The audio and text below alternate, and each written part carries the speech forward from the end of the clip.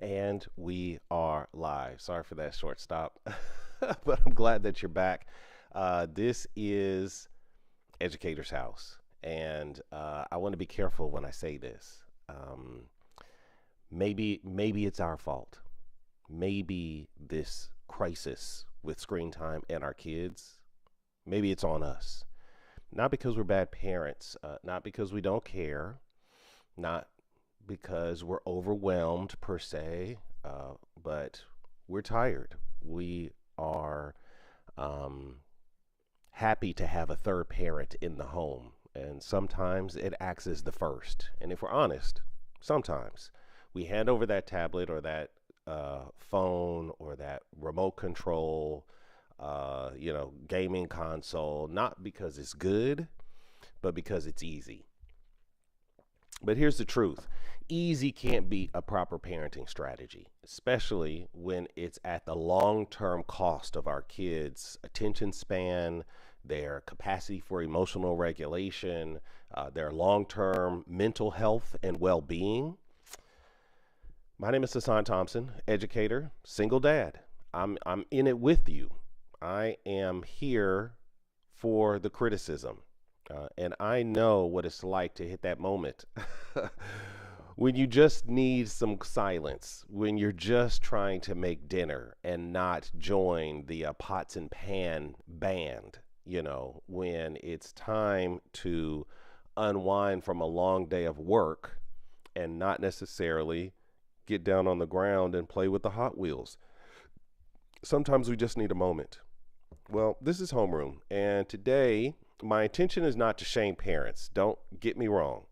But I am here. Sorry, I am here to see if I can be proved wrong.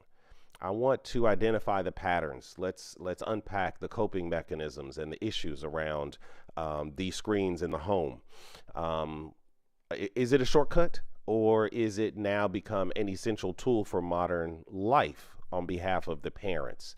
So for me, the challenging question isn't should we give our kids access to screens? I think the real essential question is who's making the decisions when they're on the screens? Who is the primary influencer when these screens are in their hands? And so I'm glad that you guys are here. Shout out to Terrell, Easy, Angie, and Pro Lyrical is in the building. I'm going to send invites to all of you guys. This is Homeroom. It's open stage. And so I'm going to set the tone and tenor, but I also understand that this is a morning show.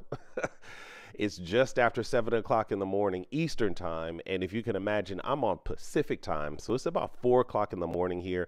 Most of the people in my state are probably still asleep. And most of you who are listening are probably getting ready for your day. So I totally understand, no pressure space. If you're in listen only mode, you might benefit from enjoying the live stream version. So I do want everyone to know that this is being live streamed on YouTube. I'll leave the link in the marquee above for those of you that are interested in having that level of engagement. And I thought I was going to share, I thought I had it all figured out, but I guess I don't. So to my YouTube audience, at some point, I'm going to figure out how to easily share the link in case you want to join the conversation. You can slide over there. For those of you who haven't done so, please subscribe to the channel. I would appreciate your support.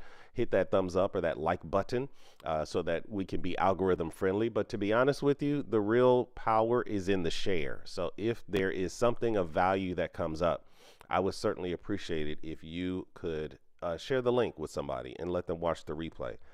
Let's see. Peace and good morning. Okay. Now that we're there, and generally speaking, my watch time is about 3 minutes.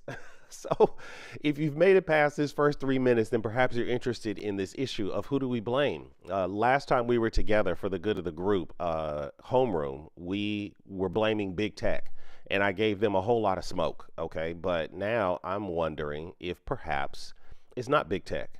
What if it's the parents' fault? And I think it's an easy go-to when we talk about what's going on, because big tech has a job to do. They're in business and they want to make money. So can I blame big tech for making a product? No, we don't blame we don't blame makers for making great alcohol, and so they're doing their job is sort of it's a mild version of the consensus we had when it came to big tech because they have a fiduciary responsibility to their stakeholders. So okay, maybe we can't blame big tech. Maybe we can blame the parents. You're the one who as a matter of fact, let's get right into this. There's a guy, his name is John, what's this, I'll pull it up right quick.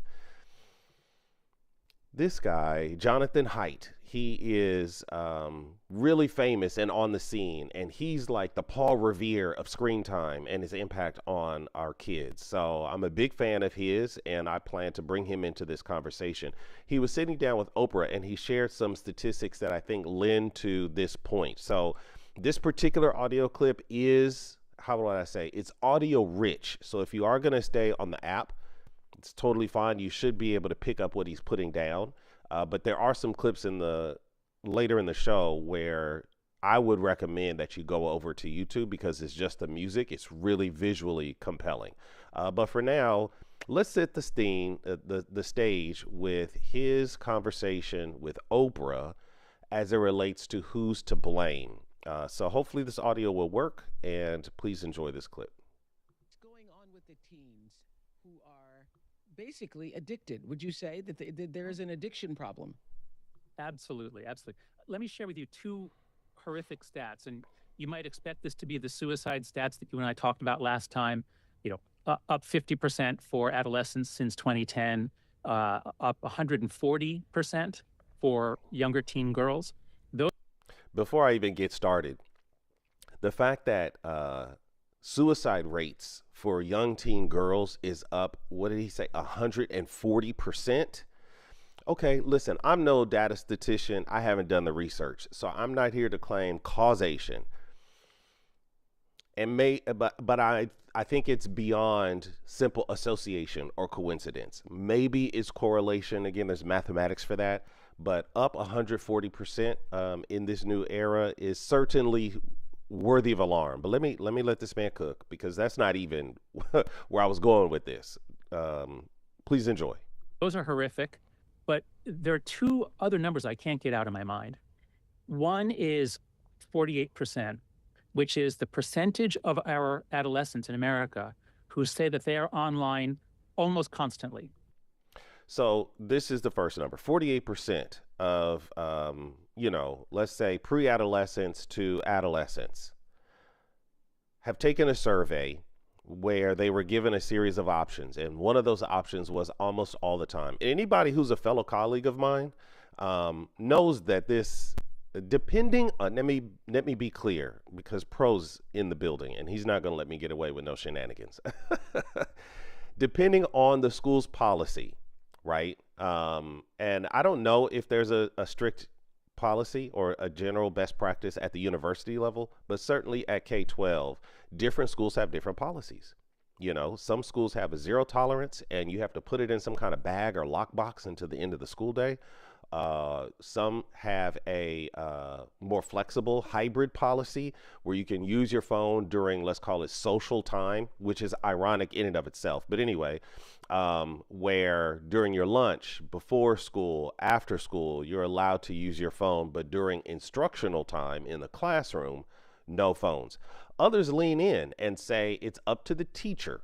So if the particular teacher at that particular class period has an instructional use case for the phone, then it is allowed, which is that's like playing it. That is a bad idea. Okay, unless you are in some sort of a digital media, social media type course where the phone is fully integrated. But this idea of like, let's take out your phone for 15 minutes and do something instructional without the temptation of distraction is wild work. Here's what I should do. I just thought about this. I know that there are ways that you can do settings that can actually make your phone less tempting. For example, taking it off of noise making, right? Turning the ringer off. You can also remove, I don't have an iPhone. I don't know what it is for Android, but there must be a setting for this as well. When you have notifications, you get that bright red number next to the number of notifications on any particular app, that's a compelling, and it's specifically designed to get you into the app so that it can hook you. So there's a way that you can turn that setting off, and you will not know until you open the app how many unread notifications you have. There's also ways that you could turn the phone off into a do not disturb mode or a sleep mode.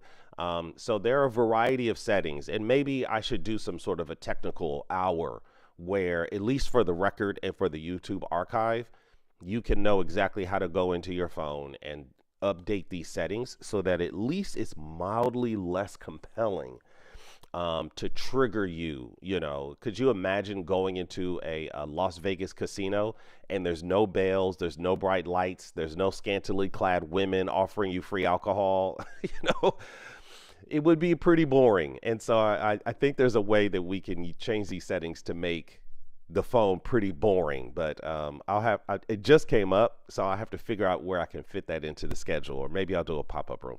Okay, so the first number that he talked about, 48% of kids have their phone on constantly, which means it's always on them. Perhaps it's not cybernetically fused to their body, but they have it within arm's length at all times, you know, and they're checking it. I don't remember what I read, so I don't quote me on this, but I think it said something like 10 to 12 times per day. No, it's got to be more than that. I don't remember what the number is, but they're constantly picking it up and checking it. Ooh, which reminds me, part of the settings is also looking at your screen time habits. And so they can, at least the iPhone does give reports on your pattern of usage, and so there may be something there as well. I'm sure you could Google it and YouTube it, but I'm going to do my best to make it convenient for you and put my version of it right here on the channel. But that's not even the one that really got me triggered. The one that he's about to say next, 40%. When you hear 40%, lean in, because that's where it really gets critical for me. All right, let's go back to his clip. It's a short one. Him and Oprah, Jonathan Haidt and Oprah are talking about issues of screen time and parents' accountability. The phone is always in their hand. They're always checking it. Even if they're talking with you, they're thinking about what's on the phone. They are checked out of life. They're never fully present. They're almost constantly involved in social media. That's one number. 48% of our teens that's happened to. And then what I just found yesterday, which I can't believe, but here it is. Here it is. 40%. Uh-oh. That's the number of 2-year-olds in this country who have their own iPad, which means that in the last few years, what that means is that Americans, and it's the same thing in Britain, I know, Americans have basically realized, hey, if I just give the kid an iPad, I can have some peace. I can check my email. I can make dinner. And we're using it as a babysitter. So yes, you ask me, is it addiction? Yes. From the age of 2 all the way through the teen years, at least half our kids are hooked, I would say addicted. Shout out to Oprah and whoever created this post. I pulled it on YouTube, and so for the good of the group, I'm going to drop it in the chat so that in case you care, you can check it out for yourself. So what is his claim? He's well studied, so I'm going to assume that he's speaking from a position of credibility here. 40% of children 2 years of age have what the parents must identify, because kids are barely able to use language at that age, barely, but they can, have their own iPad. That's wild work. That's on the parents, period. I could close the show right there. Excuse me. So I have some serious concerns, and we've seen it. If you're just tuning in, if you're just jumping into this, we have been doing a multi-part series, and I have been slow walking, my community and we've been slow walking this thing down. And so we started way back dealing with the brain chemistry. And as a biochemist myself, I started by explaining, what are these neurotransmitters? What are these hormones? How do they affect our behavior and our mood? So I've kind of already laid that groundwork, and I've marched my community forward through time. So we talked about on a previous Sunday, maybe 2 Sundays ago, we talked about screen time and mental health. I had a licensed clinical social worker here, and she laid out the case for how it's really impacting our kids' mental health, their resiliency, their capacity for grit, and more. And then I moved forward in time to what do I call it? I became very critical of the platforms. And so I was looking at, for example, Coco Melon for the toddlers. And Annette Sarwanga and I talked about toddler child development and what's developmentally appropriate and what's going on with them. Then this is last Sunday, as of the date of this recording. Then we went into big kid status, and I talked about Roblox, which I am almost convinced is a form of illegal child labor, but I'm gonna let you watch the replay on that.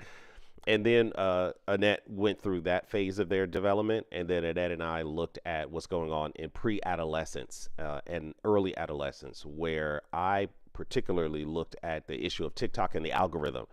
So each of these platforms, I've done that already. And now I'm at the stage, this is part 3 of a 5-part series. Who's to blame? The technology is here. I've laid the groundwork that it's affecting our kids, and I brought in a lot of expert voices that say it's negatively affecting our kids, and we need to proactively do something about it. So then who do we blame? On Monday, last Homeroom, I attempted to lay the blame on big tech, and now here, part 2, I'm attempting to lay the blame on the parents. And so shout out to Amunette is in the building, and Q Lives. I'm sending out gentle invitations, but I understand how the mornings can be. So, feel no pressure to come up and contribute. If you're in listen only mode, you might want to click on the link above, which is going to plug you into the live stream, because the next clip that I play is actually audio poor, but visually rich. And it really identifies the parent's influence over the child. Very compelling video footage. I don't think any of it's real, but it's certainly compelling. But before I do that, my dear friend Amunette. Hey, Amunette, how are you this morning? Good morning, good afternoon, good evening, wherever you are. What's happening, Husan? I will say that you sound quite fuzzy. I'm not sure why. So you're not as clear as you usually sound. But yeah, fantastic topic. And I don't think it's about blame. I don't want to play the blame game, but I'll leave it at that. And yeah, well, happy today. I'm glad that you're here, and feel free to weigh in at whatever degree that you can. I understand how the mornings are. Well, I'm gonna play the blame game. Maybe you could be the mature one on the stage, because I'm here to put parents' feet to the fire. I just got through laying out how 40% of 2-year-olds have what they identify as their 2-year-old have their own iPad. And I think that's entirely the parent's fault. No 2-year-old is generating enough income. Maybe if they're in a cute commercial or something, right? But typically speaking, you don't have nothing at 2 years old.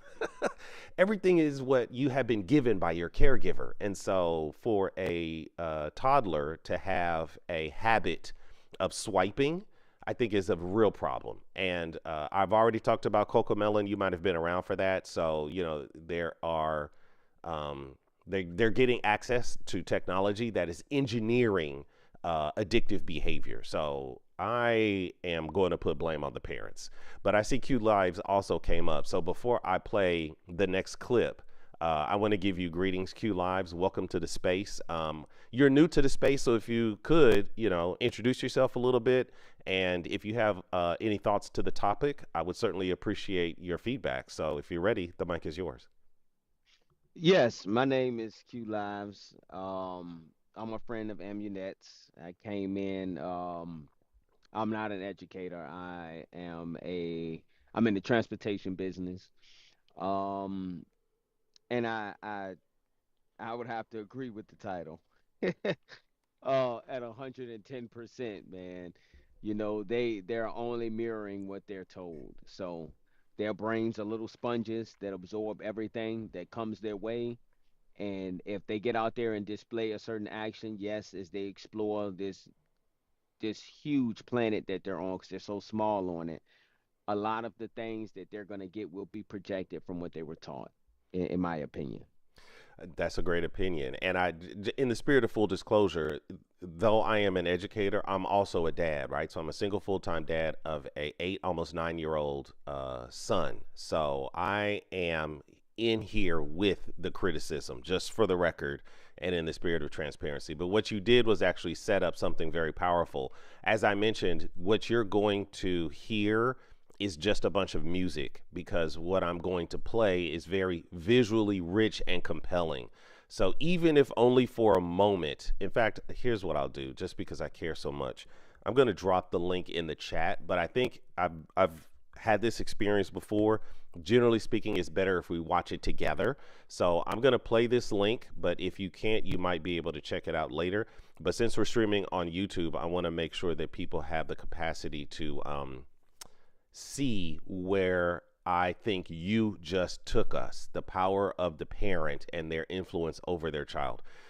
Trigger alert, there are some violent scenes here. So I just want you to know that, but I think it is worth the watch as it relates to me laying my case. So please enjoy.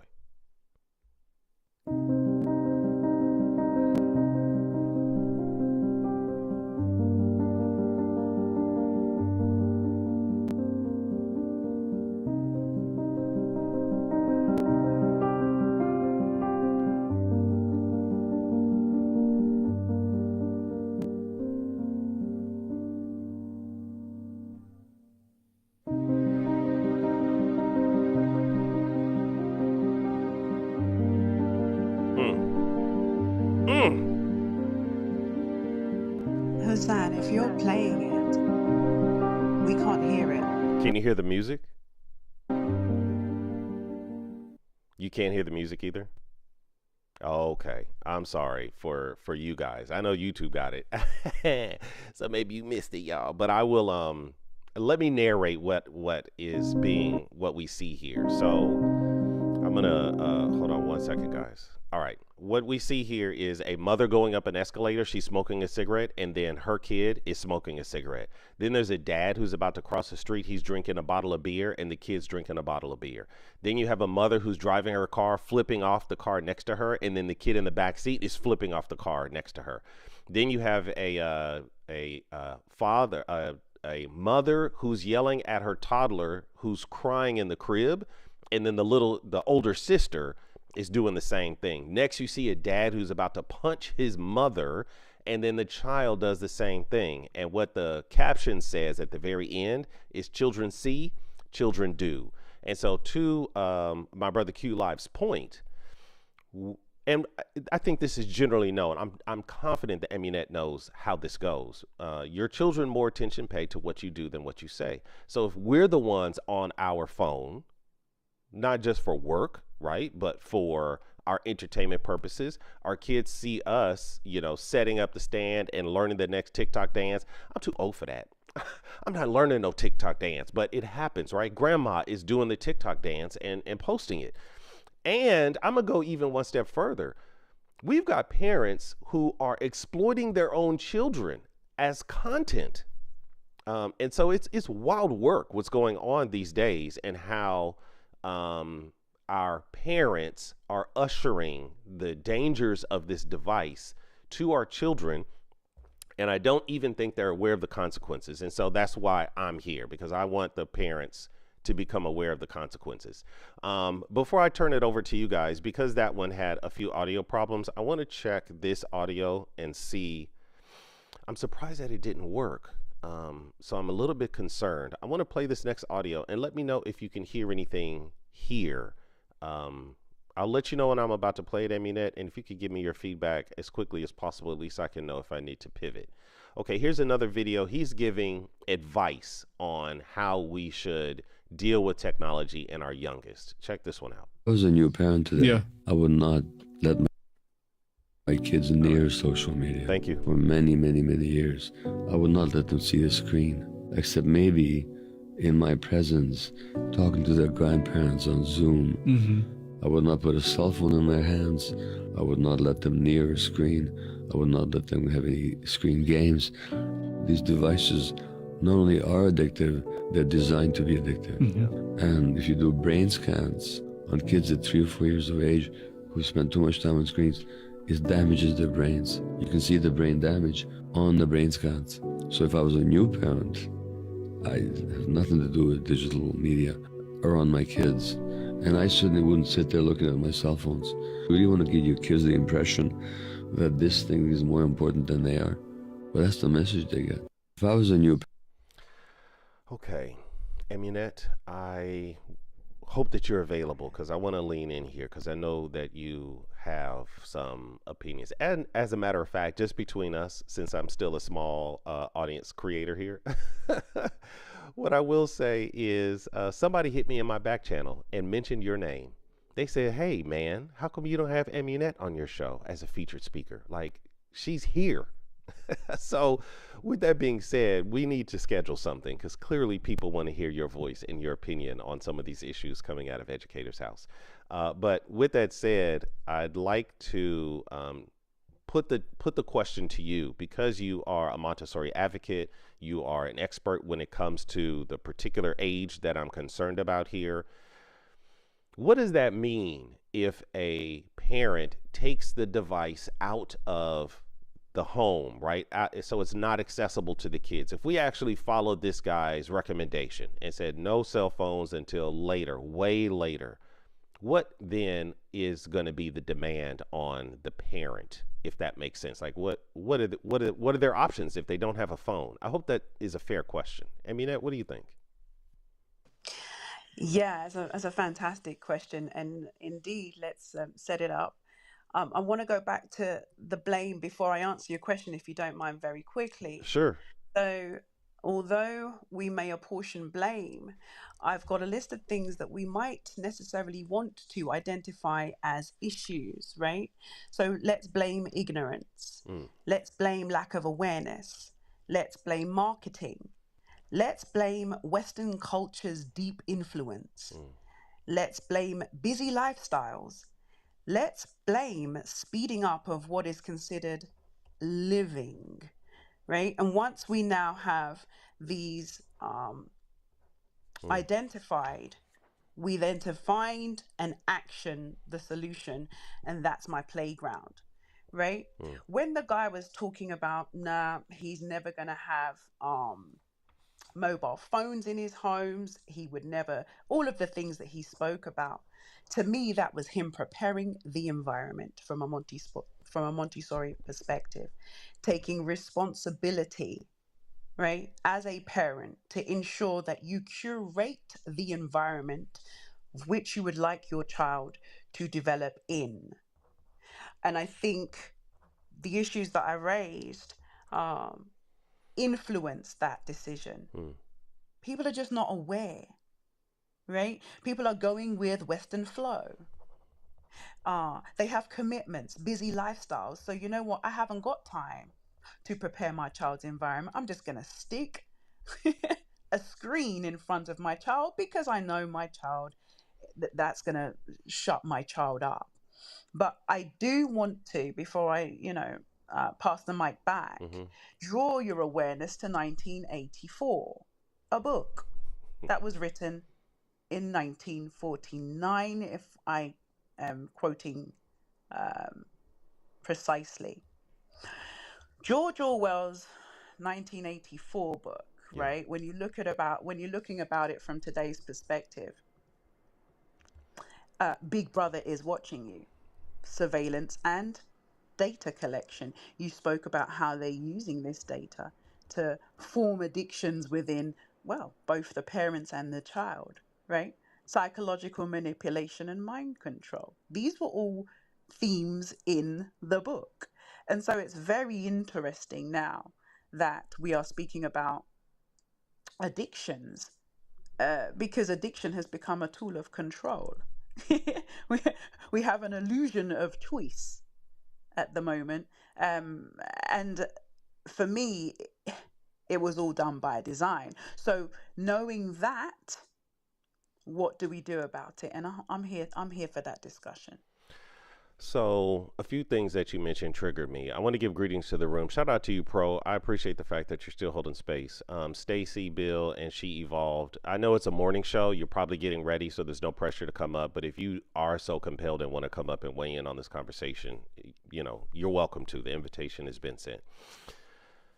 One of the terms that you mentioned, Amunette, that triggered me was the playground. My son and I would go to the playground regularly, and you would be surprised, maybe not, how many parents were sitting on the bench on their phone while their child was out there playing almost essentially by themselves. Maybe they would be lucky and find some peers and run around, which is a beautiful thing. And if there weren't any, my son and I, we'd be, running around chasing tag, pushing on the screen. It would be a full thing. But when another peer came, then yeah, I would back off and give them an opportunity to kind of navigate what play was with each other. But when we pull up and there's that poor little kid trying to swing themselves on the swing while dad or mom is over there under the shade, thumb jamming, doom scrolling, so that issue of the playground and how you set the environment, I think is really, I think you say curate the environment, which is even better, right? Curating that environment so that a child has the opportunity to imagine, right? To discover, to take risks. I think this is what we really want from our kids. And so I'm compelled by this concept. But as you mentioned, this is 2025. This is busy lifestyle days. Okay. This is a culture that actively promotes social media. If you're not on social media, I don't want to use the word weirdo because I think it's overused, but it's very unusual. When you go networking, they want to get your LinkedIn. When you're going out to the club, you're not getting girls' numbers no more, right? You're getting their Instagram, and you're expected to slide into the DM. You don't go to the business meeting, and when you ask for the address, they're going to give you their email address because nobody expects you to get on a piece of paper and a pen and actually write a letter and put it into an envelope. So I think there's really something to be said about the culture, right? The broader environment that we're in.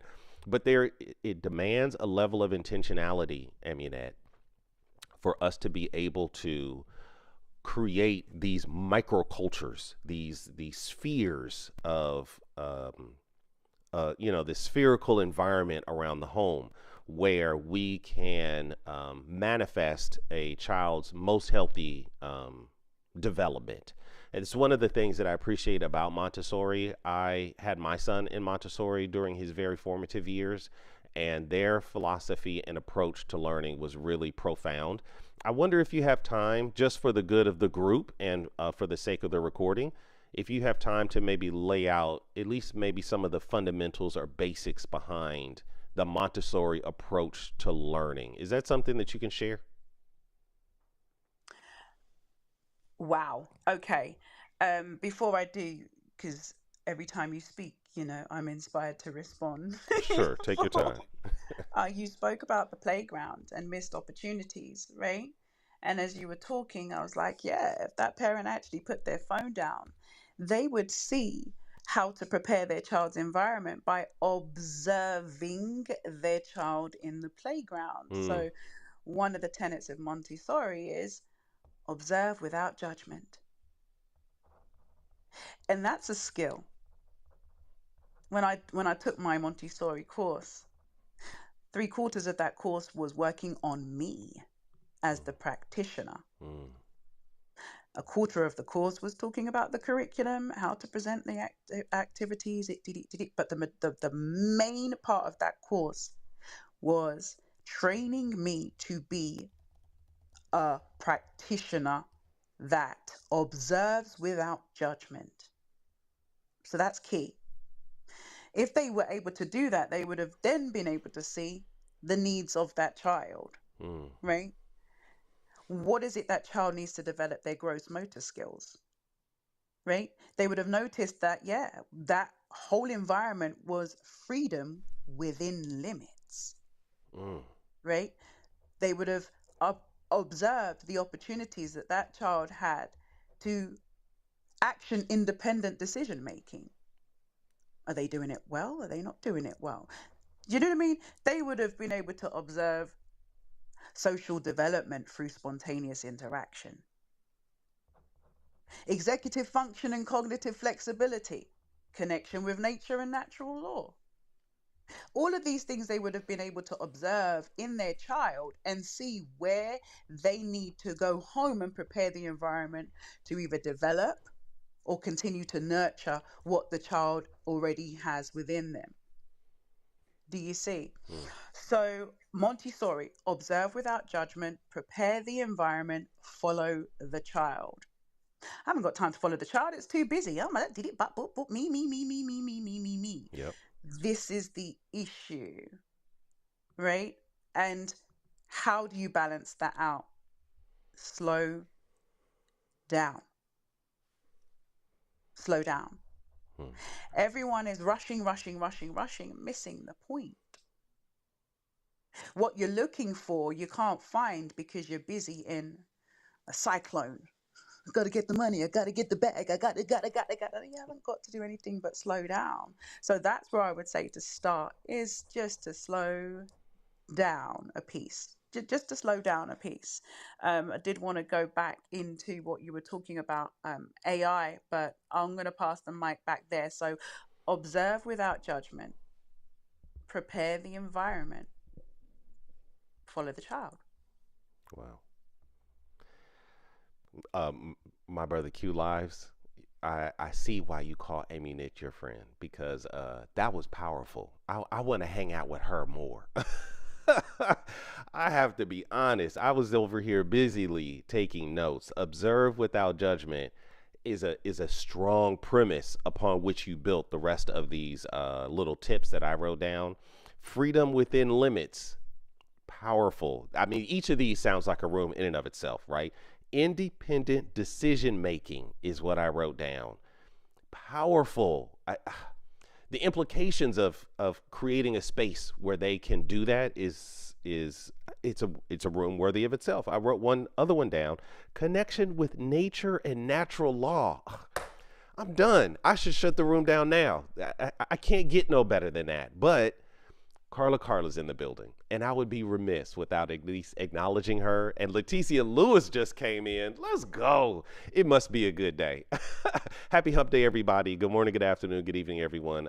We are assigning blame. If you're just catching up to what we've been putting down, this has been a multi-part series, and we are in week 3 of 5 as it relates to this interaction between screen time and our child's development. So you can probably go to YouTube. It might be easier way for you to check out all the stuff versus trying to scroll through the app and figure out how to get your hands on the replays. But yes, we are marching forward, and you're right in the middle of it. So we've laid the groundwork in terms of the impact on the brain. They're developing mental health. We've looked at the applications from screen time to TikTok and all of that influence. And now I'm like, somebody's got to be accountable for this. I tried to put it on big tech, but I didn't get much. I didn't get much love there, right? Because big tech is in big business, and they're here to do what they're gonna do. So now I'm gonna blame the parents, and I don't care. But I am also a parent, so I do have some compassion. I don't want to be too wild with it. With all that ground being laid, I want to offer to Carla the microphone. Welcome to the space. If you do have thoughts to the topic or maybe something that recently came up, I'd be curious to hear what you're present to. And so I'll pass you the mic, and the mic is yours. Good morning. Good morning, everyone. Thank you, Husan. Greetings. I apologize. I got here at 7. I could not find the room. So I thought you weren't holding it. And then something told me to just check back, and I saw you, and I'm like, let me go. Because this is my wheelhouse, blaming the parents, right? Let's go, team. Because I do believe that the responsibility of how you set the foundation for your child begins with parenting. We can't expect to send our kids off to someone else and let them do the work that we should have done in prepping and ensuring that the ground is fertile. I caught the tail end of Amunette, but I believe she's cooking up some soup. Woo! And she put all the right ingredients in there. Yes, so Lord. I am going to continue to listen, and I'm going back to listen to what you said, Amunette, because I think that soup's going to taste just right tasty when it's time to come to the table. But yes, I do believe that we can easily sidestep responsibility and then point the finger at someone else. I'm not saying big tech doesn't have a part. I'm not saying the bureaucrats don't have a part. Why? Because one should protect the other. We are a village. We are united. We're supposed to be one. We have a responsibility for laying the pathwork to ensure that our future continues to be strong. But the foundation, laying the foundation, the parents. I land. Well, there's one thing that I can't say about Amunette's share. She did put in layers of flavor to continue your soup analogy. So there's going to be a depth of flavor when you go back and listen, and I would recommend listen again. The other thing that came up for me, and I want to get Q Lives back in here, but shout out to She Evolved and Leticia. Let me send some invites. I don't know if you rejected this invite, She Evolved, because I probably sent it to you already. So just forgive me if I'm spamming you over there. You know, I'll say this: I am of a what would I call it? I am of a season where I am moving into the elder status. I don't know, just in the spirit of transparency, and then I'll pass it over to the new voices. On every Tuesday, my church does a pretty significant food giveaway. And so, even though it's a relatively small church, we have a partnership with Target, Food for Less, Whole Foods, Sprouts, which is a California based grocery store, and I want to say one other. And they give us their near expired or overstock food. And then we collect all that at our church. And then nobody has to do nothing special. No special paperwork. You just have to put your name and your zip code just so that we have a record of where the food is going. And people come every Tuesday, hundreds, of people get served this food. It's a powerful thing. So that's where I was yesterday, and we had this young fella. It's summer break, so the kids are off. Teenager, probably, and he came and he saw, and he was just flabbergasted. The church also does DV support, and so a lot of times people have to get their community service hours. And so we'll get random people coming in, so they got to get their paperwork signed for doing volunteer hours. So I don't think that was him. I think this was more of like a kid who was on summer break and, mama sent him down to do some church work. Anyway, I say all that to say he took a moment of reflection and made this big announcement and said, I just want to tell you guys that y'all are doing God's work. It was a beautiful moment.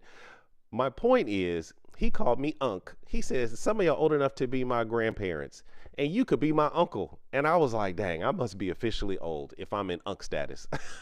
I'm not big bro no more. I'm Unc. So with that being said, I'm of an era before all of this. So I get it. But there are young parents who were born in this age of social media and smartphones. So this is what they know. They have normalized this already in their lived experience. So how can we give advice to a parent who during their childhood had a smart device? And even though back then it was very different than even what it is now, right? Coco Melon didn't exist 20 years ago. TikTok didn't exist 20 years ago. At least not here in the States. So how can we give them advice when this is all that they know? So I'm challenged by that, and I want to push them, but I don't know if they have ears to hear, if that makes sense. Okay, I've got some new voices. Let me center the voices of my friends and colleagues here. So I'm going to go in this PTR order. She Evolved, and then Leticia, and then I'll have Captain Cuffham. Welcome to the space, my friend. She Evolved. Do you want to speak to the title, or perhaps you want to, something came up that you'd like to share? Whatever it is, I'm excited to hear, and the mic is yours. Hey everybody, Amunette, Q, Carla. Listen, I'm really appreciative of these conversations. I'm a parent. I have two under 12-year-olds, and it's a process. And with the room you had the last time, Husan, about the algorithm, because that room was powerful. I did go back and listen to the replay. We are in a digital era, and similar to what I said last time, I'm growing with my children. When I was growing up, we didn't have all these other tools, but I don't want them to be enslaved by it. I want them to utilize it for the best results of who they are trying to become. I think parenting is something you're gonna have to continually work on. The parents need other parents. Parents need community as well. The village must also support the parent, not just the child.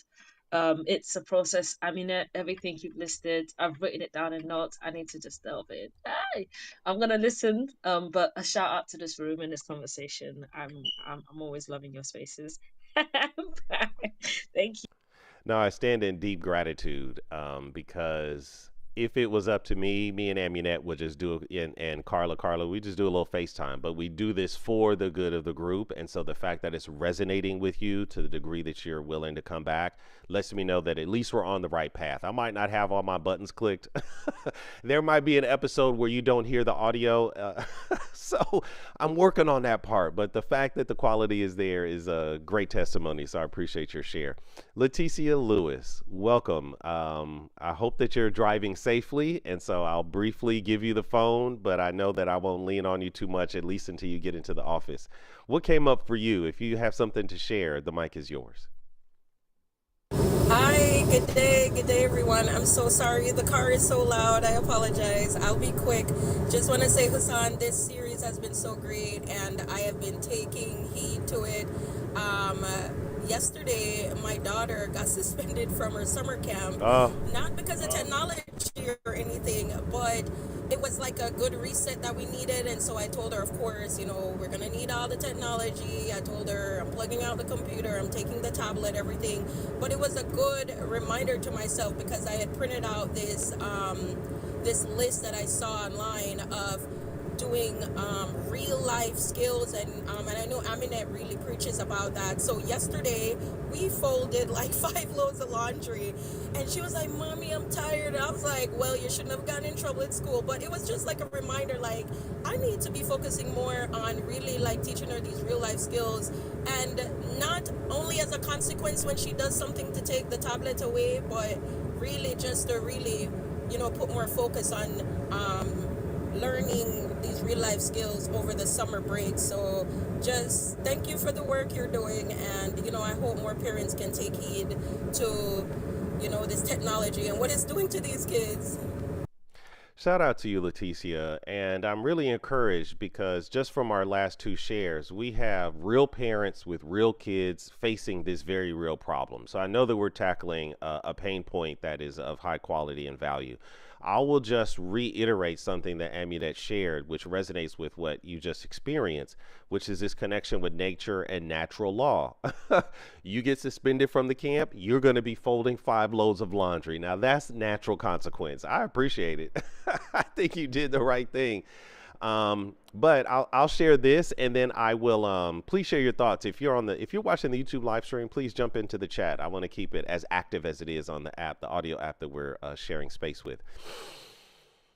When my son, I didn't have this perception, and then I'll come to you, Captain Cuffham. I'll try to be as brief as possible.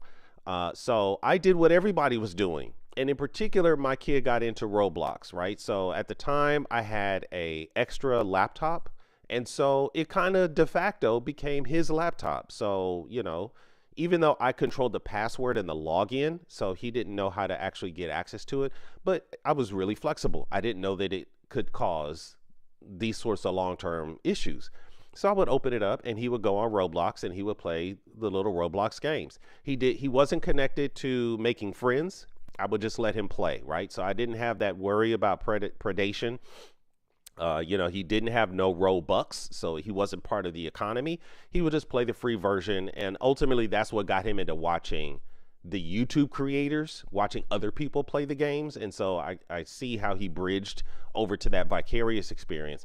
But my point is, there was a time when we went to Las Vegas and he was trying to set up his bathtub, and he wanted to set up his show right there on the edge of the bathtub. And as fate would have it, totally his fault, and to God be the glory, but he accidentally knocked the laptop computer into the bathtub, totally destroyed it. For me, Leticia, that was our reset moment. It was like, okay, well, listen, you broke it. It's totally your fault. So now we're changing the game. And that was it was circumstantial, but it gave me the window to reset what our relationship to technology was.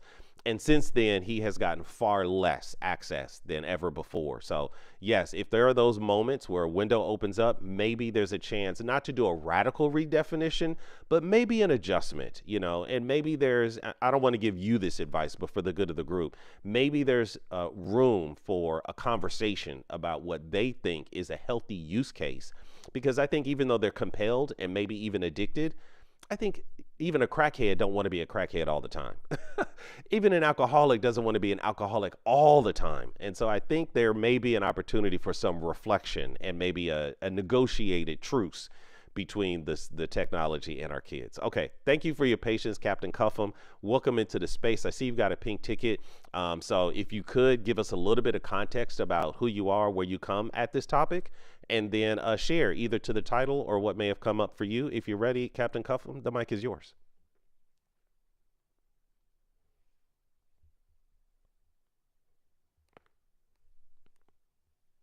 All right. I'll assume that Captain Cuffham is in listen only mode, but at least he joined us up here on the stage. So that does help the algorithms spread this room. As we heard from Carla, it doesn't populate unless there is some activity to other people who are in the network. So thank you at least for coming up onto the stage. Damu is in the building, as well as Mara FRO. Welcome, you guys. I know it's a morning show. You're probably doing your morning routine. But if you do want to weigh in on the conversation, I sent out an invitation and you are welcome to join us. And same for the YouTube audience. I appreciate you guys, whether you're catching the replay or catching us live. I stand in deep gratitude that you're here with us and we are attempting to tackle this topic together. So with that said, we're 52 minutes after the hour, actually. So this is generally where we would start to land our plane. So what I have been doing and what's going to happen next. On Friday, I'm going to shift the blame over to the bureaucrats, as Carla mentioned. I'm going to look at the regulators. Maybe this is their fault. Big tech does what big tech does. And parents have to live in this much bigger context, right? So the parents can't be all to blame because they live in an environment, right? The parents don't live in a vacuum where they can set up some sort of pristine situation.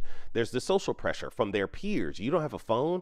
All the other kids have a phone. How come I don't have a phone? ... You know, so there are influences that can push a parent's decision making, you know. So I want to blame the parents, but maybe it's not all the parents' fault. Maybe it's the regulators.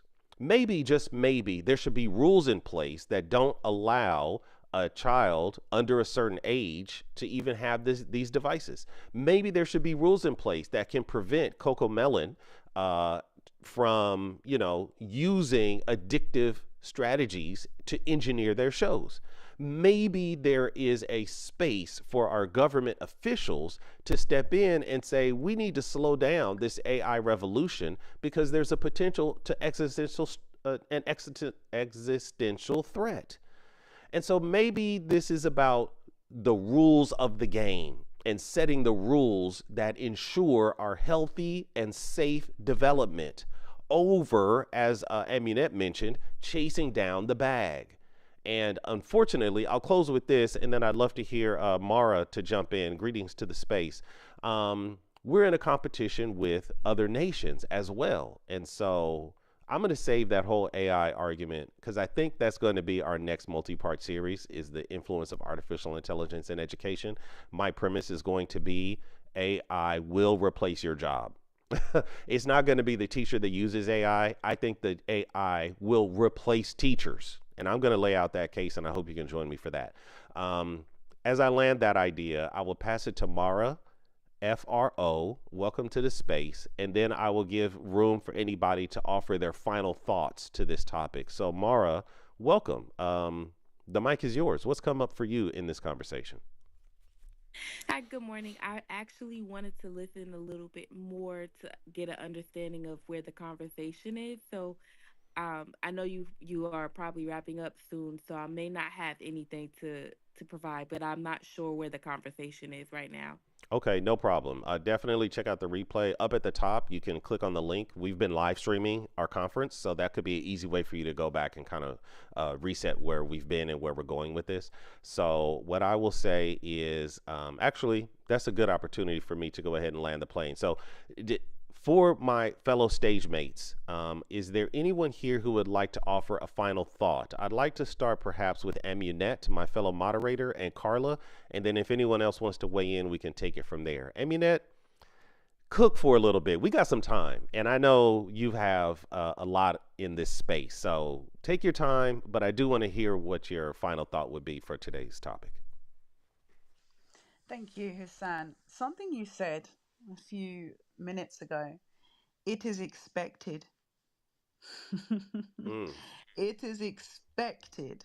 Busted. Well, where are those expectations coming from? They are externally imposed. You just mentioned trying to blame, the powers that be, that people have set this whole thing up, but it's not in their it's not in their plan. It's not their prerogative. Okay, that's your business, right? We have our plan. You should have yours. So, yes, understand FOMO is a thing. Social norm conformity is a thing. Job security anxiety is a thing. These things are externally imposed. They are not self-chosen. So I always speak about model the behavior to parents. Model the behavior. Model the behavior. But are you able to recognize when something is externally imposed and when something is self-chosen? Question: can you hear yourself? Your inner voice. What is your inner voice influenced by? These are all the layers that parents need to really analyze before they can even begin to understand. When I say slow down, that's what I'm talking about. So to end it off, because I don't want to hog the mic, there needs to be a recentering on purpose. For me, there needs to be a practice of mindful experimentation with technology. So that you can decide, are you going to integrate this? Where can I integrate this? How can I integrate this? Or should I discard it? Right? Swipe or Stop Swiping was actually from Dora the Explorer years back. Interesting how that has become a reality that we're all screaming as educators now. Stop swiping, right? There needs to be a focus on cultivating critical digital literacy within the home, choosing the tools that serve your authenticity and not Western liberty. Oh, that rhymed. I like that. Lastly, I would say there needs to be a respect of the development of yourself so that you can model the behavior and be an advocate for the child to develop his or herself as well. I'll be honest with you, Amunette. I have never, ever in my life heard somebody say to Whitney Houston, "You're hogging the mic." And Amunette, my dear, you are like the Whitney Houston of our space here. So sing on, my dear, sing on, because we are here to get every note. You also dropped another bar, by the way. You said cultivate critical digital literacy. Like, I swear I need to start a t-shirt company because there are some gems being dropped. Captain Cuffham, I saw that you came off the mic. Did you want to jump in as we close, as we offer final thoughts? Yeah, but I'm trying to follow the conversation because I know it has, evolved from the title. For sure, for sure, for sure. Well, we're actually about to land, but what I will do, and I'll open up the stage for additional thoughts. We're going to be back tomorrow. We're only here for an hour. It's a morning show, so I want to kind of give folks a little something of constructive and quality value instead of the shenanigans on the morning hallway. So if you could, and I'd love to hear your voice, join us on Friday, an hour ago, whatever time zone you're in. I will say one thing. Yep. The thing that made me come in here when I saw this title is because 2 days ago, somebody real close to me, sister, son, comes home. He got a knot on his head and he got a black eye. Right? Comes to his mother, 21-year-old father. He's a kid, but he's a father, right? Comes to his mom. He got a fucking a knot on his head and a black eye. When he came to his mom's and told her what happened, what do you think she did? Mm, blamed him. Told him to go finish the fight. No, no, no, no, no. She upped it. She went one up, told him finish the fight. She went with him. Long story short, she got shot 9 times, fighting for No. her life right now. And allegedly somebody else died. And they're blaming, you get what I'm saying. I get what you're saying. So what I'm trying to say is, like, when you blame these parents, I work in the sports world, right? Yeah. And I see parents ruining their children's lives every day. Every day. I see kids playing sports that's good, that parents don't even parent them no more. I came to one of my players' house to talk to him about getting this SAT score. And I'm like, where's he at? She said, oh, he's upstairs. I'm like, what is he doing? Like, you know I was coming over here. What is he doing? Oh, it's just him and his girlfriend up there. Wait, you let him go upstairs with his girlfriend and close the door at 16 years old? Wow. And You understand? wonder. Like, And be a lot of, surprised a when the lot of, consequences come. Go ahead. Go ahead. Finish. I'm sorry. and with all due respect, bro, a lot of in society, we have these mothers that feel guilty about their choices. So they letting their kids, they trying to be their kids' friend instead of parenting. You understand what I'm saying? And it's so unfortunate. Yo, bro, after we graduated college, we still don't know nothing about life. Our parents sent us to college. 90% of the kids that go to college don't go to college because they want to go there. It's because their parents already had a plan for them. Is either go to college or get a job. So they rather go to college. Most of them do not have an idea of what they really, really want to do when they go to college. But when you finish college, you still don't know nothing about being an adult. That's why, like, I always tell, like, people, like, yo, you got to move your kids back home when they graduate college. You can't just send them out there in the world. They not ready. Yeah. You understand what I'm saying? Why you think these girls are getting manipulated by these old men? Why you think these girls are popping out babies before their brains develop? Because they on their own and they living in a world they don't know nothing about. Let me jump in, Captain Cuffham. One of the things that I learned about writing a good paper is when it's time for the conclusion, don't bring up new topics. I want to change your name from Very Captain. good assessment. I want to change the name from Captain Cuffham to Deacon Cuffham because you are preaching. Okay, but I'm gonna have to save that for another room. Let's see. Is there anyone else that would like to weigh in on final thoughts before we shut this party down? Don't get me wrong though. I appreciate you, Captain, but I do want to honor the space. So let me go I to. totally understand. Yeah, for sure. Let me go to Q Lives first, and then I'll give Carla the last word, and then we'll shut it down. Go ahead, Q Lives. No, I just wanted to say when you said earlier that there's another thing that most parents is dealing with, what came to my mind was society. Hmm. You know, you could do everything right with your children from birth until the last day of college. And what happens is a lot of the parents in 2025 that was born from 1980 up until I'm gonna say 81 or 82, they had this thing that they got young where they said, I'll never do my children that way. Hmm. Or they had this idea of my mom or my dad or my grandparents were mean. And what happens is when you take that tablet or these things away from your child now has this thing where they don't understand. And then they develop the attitude of, I wouldn't do that to my child.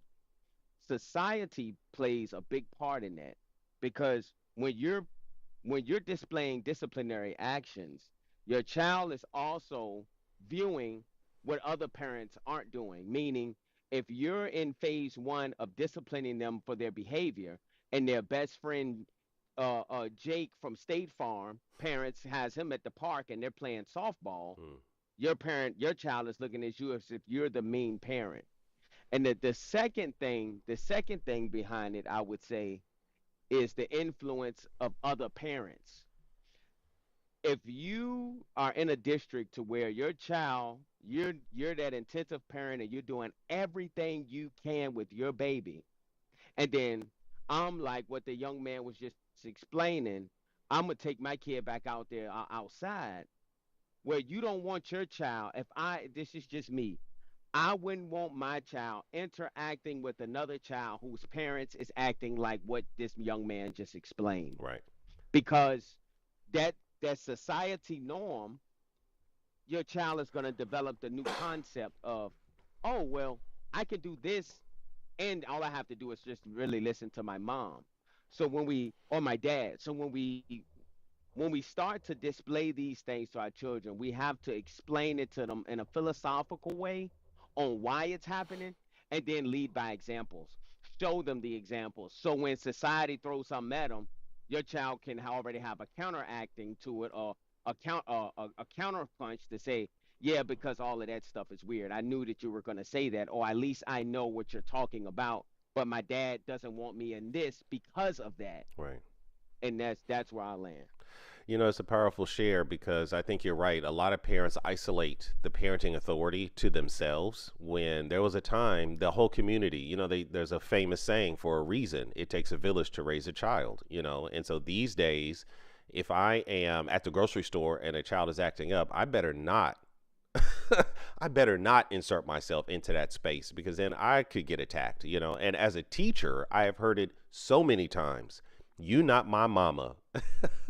Put that on a t-shirt. Let me pass this on. First, let me give greetings to the folks who are here. Laddie, Michael, Dee Dee, Candace, RJ is here. What's up, my bro? And Dr. Mel, wait a minute. I'm going to send you an invite even if you don't have nothing to say. Here's where we are. This is a 1 hour show, and it seems like in the last 15 minutes, haven't you noticed that, Carla? In the last 15 minutes is when the room kind of explodes. So I wish I could do a longer show, but this is a morning show, and most of us have to get to work. Okay, maybe some of the clubhouse cappers can just sit on here all day, but the people in this community got shit to do. So with that being said, Carla, if you don't mind, because I do want to reserve the last word for you, I'm going to have Dr. Mail, if you're available, just to give greetings to the room. I know you don't have much context, but I would just love to hear your voice. Greetings, Dr. Mail. Welcome to the space. Good morning, everybody. Listen, you need to tag me for tomorrow, okay? This would have been a good one. These kids crazy. Blame the parents. Mm-hmm. Ooh, I'm gonna go back and listen to the replay on YouTube. Okay. Thank you. I appreciate your support. Thank you. And for everyone else, please support the YouTube channel. I am trying to be friendly to the algorithm. So even if you're not into this for real, just drop me a sub. I would appreciate it. Smash on that like button or leave a comment, right? Let the algorithm know that I exist. I would certainly appreciate your support over there. Okay, guys, we are going to be back here live on Friday. And we're going to continue with part 3 of These Kids Crazy. Okay, so I would look forward to seeing you there. 1 hour show, so try to catch me about an hour ago, whatever time zone you're in. Let's give the final word, please, to my fellow moderator and trusted advisor, Carla. Carla, what are your final thoughts regarding today's topic? Thank you so much. I think in summary, there's a link I put in the chat that kind of talks about who's to blame. And it lists some of the things that we've talked about, the tech companies, the parents, the schools. But I think the question that I'll leave is, are we trying to place blame, or should we be looking as to who's going to take responsibility? And there's a key difference. Blame is pointing, responsibility is taking action. Yes, the tech companies, they built the tools, and the parents, they allowed the access. The schools, they adopted the systems. The government probably lagged behind in providing protective laws. But society, we prioritize convenience over caution. So we don't see the red flags, or we ignore the red flags. But when we start talking about who's going to make a difference, who's going to take responsibility to set an environment for positive learning for our children, who's going to be the educators for the children, who's going to model the healthy behaviors, I've heard that talked about a lot. Who's going to help the children develop their critical thinking so that they're raising the right questions, so they make the right decisions, and they're not just raising their screen to look for the answer? Who's going to advocate for designs that serve the people as a whole and not just profit? Because the marketing, the tech companies, they're doing what they are supposed to do. They're in it for the profit. But at the end of the day, who's going to protect our children? Because if we protect our children, we are protecting our future. They're not adapting to the world we gave them, they're inheriting it. We cooked this up, we're allowing it to go forward. And we have to remember, they trust us to make this world a safe place for them to exist in. And I'll land there. It really leads to what we're going to talk about on Friday because when for those who just got in, we're doing a multi-part series on screen time and its interaction on our kids' development. So when I talk about these kids crazy, I'm talking about the influence of screens on our kids' healthy development. So on Friday, I'm going to shift the blame over to the regulators, and I think what you said is really true. Because this looks to me like a national security issue. You know, it's I don't want to do too much. I'm trying to land the plane, but come on Friday because I have some big concerns from a national perspective on this issue. So I'll just leave it there as a cliffhanger, and hopefully you can join us Friday morning, hour and 10 minutes ago, whatever time zone you're in. Okay, guys, listen, we did it. I'm glad that you guys are here, and I hope that you can be a regular part of this community because this is a community-centered voice, right? It's not just Husan doing an hour-long podcast, but it really is about me setting the stage and setting the tone and tenor, but then turning it over to the community because we are co-creators in this process. And I appreciate all of my stage mates for your decorum and your contribution. Thank you to everybody in the listening lounge because we do this for you. And so if you guys could help me with the growth campaign that I'm on, share this information, say something remarkable about what may have come up so that people know that Educators House exists. Because right now, according to YouTube, there's 174 people that know that these things are happening. And I want to try to multiply that number, and I can only do that with your help. Hey, Joyce, thanks for coming through. So with that said, we're going to close this room down, and I will see you on Friday. Closing it down in 5, 4. Oh, wait, before I go, Carla runs rooms on Tuesday. I just want to give her a shout out and invite you guys to her space Tuesday morning around the same time that I do my show. I think you would really enjoy it and be edified by it. Okay, we're going to close it down in 3. My man, appreciate you. We're going to close this room down in 2. As the host, I'm here to serve. So if there's anything I can do, topic ideas, ways that I'm moderating the room, any feedback, please let me know because I want to make this a valuable, safe, and productive experience for you guys as well. And we're going to close this room down in 1. Listen, you're the one. You're the reason why I do this. And so between now and the next time I see you, please engage in some healthy self-care. And I'll see you next time. Peace, everybody. Peace, peace. To my YouTube crew, thank you guys for coming through. I really do appreciate your support and being here. I want to give you an invitation also to join this movement and let folks know that we exist. If you've made it this far in the stream, then that means that you probably are deriving some value. And so you're the one that I rely on. This is why I save this message until the end, because the people at the beginning are going to click off. But if you've made it this far, then there's something here that is worth your time. And I would encourage you as a call to action to share the link with somebody. Click on the subscribe, click on the like button. Yes, that's for the algorithm. But really and truly, I can't rely on the algorithm. My content, my channel is so small that the algorithm, I'm probably not even on their radar yet. But what I can do is encourage you to find an actual person that might want to be aware or concerned about these issues that we're talking about. And please let someone know. Share the link with somebody that's in your text message or your teacher bestie, colleague. Say, hey, I was checking this out. I think you would enjoy the episode. Okay, so I would appreciate your support as I'm on the growth phase. And at some point, I'll be asking you for money to support my public launch campaign. But for right now, just help me grow. That's my main call to action. Let's get the word out because we do exist and we're doing the good work. Okay, guys, please like, share, and subscribe, and I'll see you on the next one. Peace, YouTube. Peace, peace.